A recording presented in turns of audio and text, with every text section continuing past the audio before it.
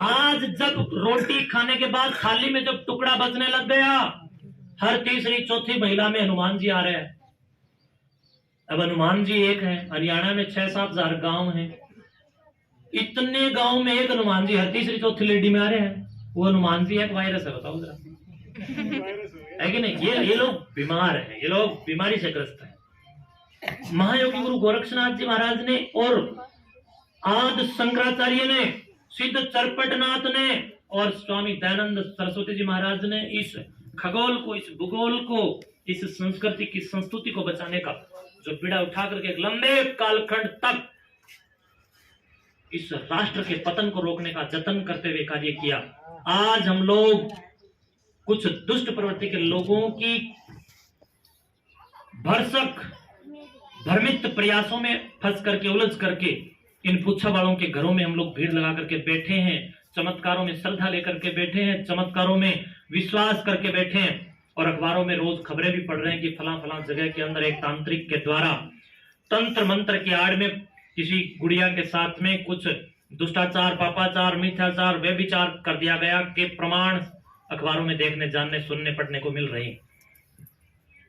आखिर हम कब जागेंगे?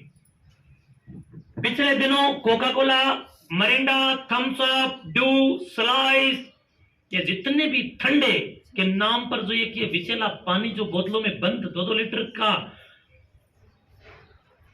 पर्याय बना करके 1-1 लीटर का 500-500 मिलीलीटर का जो छोटे से लेकर बड़े तक बोतलों में बंद ये जहर जो घर घर के अंदर पहुंचाया जा रहा है, इनके ब्रांड एम्बेसडरों से मेरा मिलना हुआ। तो मैंने कोका कोला के ब्रांड एम्बेसडर, पहले सलमान खान उसका ब्रांड एम्बेसडर था, फिर कैटरीना कैफ उसकी ब्रांड एम्बेसडर बनी और उसके बाद में ओम कालीरमण उसका ब्रांड एम्बेसडर है। तो मैंने एक दिन ओम कालीरमण मेरे पास ही बैठा था, तो मैंने उससे पूछा, मैंने कहा भाई तुम लोग ये बताइए देश को। बोले जी मेरे को पहचाने आप? मैंने कहा तेरे को कौन नहीं पहचानता? मैं जानता हूँ, अच्छी तरह जानता हूँ। बोले क्यों, मेरे को कैसे जानते हो? मैंने कहा मैं आपको इसलिए जानता हूं कि इस देश को पतन की ओर ले जाने वाले लोगों में, उस लिस्ट में, उस सूची में तुम्हारा भी नाम है। बोले जी मैंने ऐसे कहा, क्या किया? मैंने कहा आज तक गौ माता और भारत भूमि का आप मेरे सामने सौगंध खा करके ये कहिए कि क्या आपने आज तक कभी कोका कोला पी है? तो उसने बंधुओं मेरे पास बैठ करके उसने ये कहा कि मान जी मैंने आज तक कोका कोला नहीं पी। कोका कोला का प्रचार वो लोग कर रहे हैं जिन्होंने कभी कोका कोला पी नहीं है। स्कूटी का प्रचार अमिताभ बच्चन कर रहा है, कभी चल सकता है क्या अमिताभ बच्चन स्कूटी पे? बेवकूफ नहीं बना दिया देश को।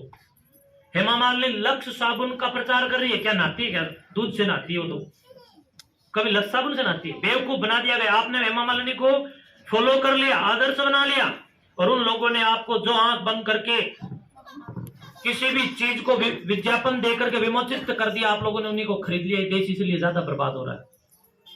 पिछले दिनों मैंने ये जो आपका खली, आप जानते हो WWE का जो एक जबरदस्त पूरे विश्व पटल के ऊपर खलबली मचाने वाला एक व्यक्ति है, खली, लगभग 8 फीट का होगा, 7.5 फीट 7 फीट के आसपास का होगा। जब खली के बराबर में मैं बैठा था, मैंने पूछा खली से, मैंने कहा जी आप मांस भक्षण क्यों करते हैं? तो खली ने जो जवाब दिया वो रोंगटे खड़े कर देने वाला है। बंधुओं, इस बात को दिल और दिमाग के अंदर आप लोग स्थापित करें कि ये जो लोग बड़े पदों के ऊपर पैसों के द्वारा कई प्रकार से जो ऐड कर रहे हैं, इन लोगों को संस्कृति का कोई तनिक भी ज्ञान नहीं है। ये लोग संस्कृति से दूर हैं। मैंने उस दिन इस बात को भलीभांति नजदीक से देखा। मैंने उसे कहा कि आप मांसाहार को बंद कीजिए, तो खली ने मुझे ये जवाब दिया, बोले जी मांसाहार क्या होता है मैं जानता ही नहीं। अरे सुनिए, खली ने ये जवाब दिया कि मैं मांसाहार को जानता ही नहीं क्या होता है। फिर मैंने अंग्रेजी में उसको कहा, मैंने कहा आप नॉन वेज यूज करते हैं? बोले हाँ हाँ नॉन वेज, हाँ बिल्कुल बिल्कुल। तब मेरे समझ में ये बात आई कि वास्तव में लोगों से संस्कृति कितनी दूर है। ये लोग संस्कृति से दूर भागे हुए लोग हैं। इन लोगों को क्या पता ऋषि दयानंद का युद्ध क्या था? इन लोगों को क्या पता गोरख के सिद्धांत क्या थे? उज्जवल परंपराओं के संवाहकों के द्वारा इस विश्व पटल के ऊपर जिस भगवान ध्वज को लहरा करके, ओम और कोम के ध्वज को जो लहराया गया, उसके पीछे का उनका स्वार्थ क्या था और निस्वार्थता क्या थी?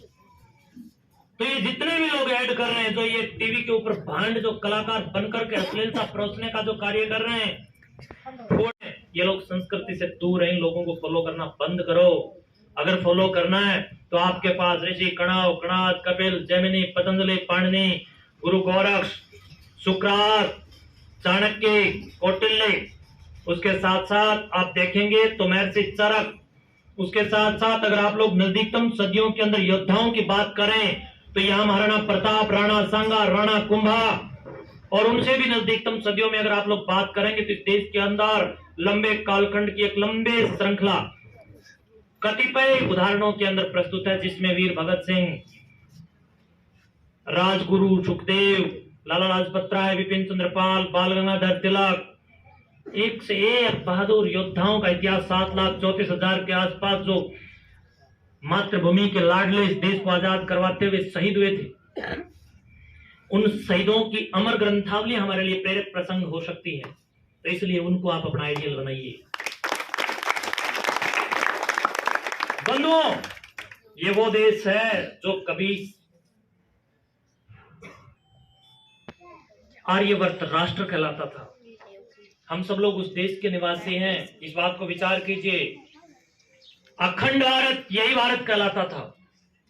लेकिन जहां तक बात संस्कृति की मैं करूं तो इस देश के जिस हिस्से से संस्कृति लुप्त हुई, वो देश भारत के विरुद्ध में एक देश बन गया। वो हिस्सा यानी भारत देश के जिस हिस्से से संस्कृति लोप हुई, वो हिस्सा भारत के विरुद्ध एक देश बन करके उभरा। म्यांमार को जानिए, भूटान को जानिए, बांग्लादेश को जानिए, अफगानिस्तान को जानिए, पाकिस्तान को जानिए, ये जितने भी पड़ोसी देश जो अखंड भारत की गणना में आ रहे थे, ये कभी भारत हुआ करता था। और आज जिस प्रकार पंजाब में भी संस्कृति लुप्त होती जा रही है और वहां पर इस बात की मांग हो रही है कि पंजाब को खालिस्तान बना दिया जाए, हो रही है ना। इसलिए संस्कृति की सांझ कदाचित नहीं होनी चाहिए, संस्कृति की हवा बहनी चाहिए, संस्कृति की हवा चलनी चाहिए। अब ये संस्कृति क्या है, ये बड़ा प्रश्न है कि संस्कृति क्या है। बंधुओं, संस्कृति का अर्थ होता है सजाना, परिष्कृत, शुद्ध, शुद्ध से भी शुद्ध, जिसमें कोई मिलावट नहीं हो, जिसके माध्यम से हम लोग चलना, जानना, बोलना, उठना, पहनना, प्रत्येक समीकरण को सुलभता के साथ सीखें और अंतस्थ चेतना के साथ सीखें, और जिसके साथ हमारे जीवन में सुगंधि भर जाए। और वो सुगंधि हमें तो हर्षित करे ही करे, हमारे साथियों को भी हर्षित करे, उज्जवल बनाए, जिसके द्वारा हम उज्ज्वलित हो जाएं, प्रज्वलित हो जाएं, जिसके द्वारा हम संस्कृति के योग्य बन जाएं, वो संस्कृति भारतीय वैदिक संस्कृति है, जिसके अंदर मनुर्भव है, मनुष्य बनने का संदेश दिया गया। भारत के अंदर या इस विश्व पटल पर जो वेद एक हमारा धर्म है, वो इस संस्कृति का मुख्य परिचायक है। दुनिया में भारत के सिवाय कोई भी ऐसा देश नहीं है जिसने कोई शास्त्र विमोचित कर डाला हो और उसने कहा हो कि उसका शास्त्र ये कहता है कि मनुष्य बनो, मनोर्भव है, मनुष्य बनो। केवल वेद ने उद्घोष किया है। इधर बाइबल वाले कह रहे हैं ईसाई बनो, इधर कुरान वाले कह रहे हैं कि मुसलमान बनो, लेकिन हम गीता, सत्यार्थ, प्रकाश और वेद वाले कह रहे हैं कि मनुष्य बनो। ये संस्कृति ही है। बंधुओं, केवल मात्र ताली बजाने तक की ये बातें नहीं रहनी चाहिए। मैं यहाँ कोई भाषण देने मात्र तक के लिए नहीं आया हूँ, बल्कि गांव-गांव में जाकर के आज भी सुबह हम लोग हिसार के आगे सरसा के पास में कहाँ पड़ता है, आदमपुर, बहुत दूर पड़ता है यहाँ से। अभी हम आदमपुर से आ रहे हैं, उधर हम प्रचार में गए हुए थे। हर रोज हम लोग प्रचार में निकल रहे हैं। तो जो ये मेरा पुरुषार्थ लग रहा है, मेरे पुरुषार्थ का सम्मान अगर आप लोग करना चाहें तो ये इसी से हो जाएगा कि आज आप यहाँ से सुन करके अपने अंतस चेतना में इसको धारण करके अपने जीवन दर्शन में उस चीज को आप धारण करें, तब जा करके आप इस बात को भलीभांति कह पाएंगे कि हम लोग स्वामी सत्यपति परिव्राजक के जन्मस्थली से हैं। बंधुओं, देश के पतन को रोकने के लिए शिक्षकों की, सन्यासियों की और सैनिकों की बड़ी भूमिका होती है।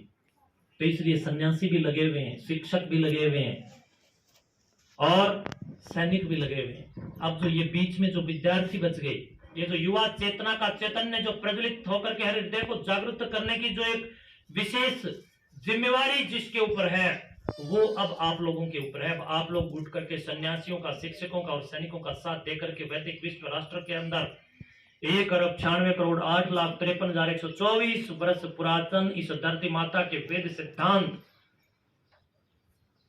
और इस समस्त सृष्टि की समष्टि का जो संविधान हमारे साथ, हमारे पास जो वेद के रूप में है, खरीदिए, अपने अपने घरों के अंदर रखिए एक प्रतिलिपियां। व्याकरण अपने घरों में रखिए, आचार्य चरक का जीवन परिचय अपने घरों में रखिए, भगत सिंह का जीवन परिचय अपने घरों में रखिए, वेदों की कॉपियां अपने घरों में रखिए, नैतिक शिक्षा, नैतिक पतन को रोकने के लिए अपने घरों में रखिए।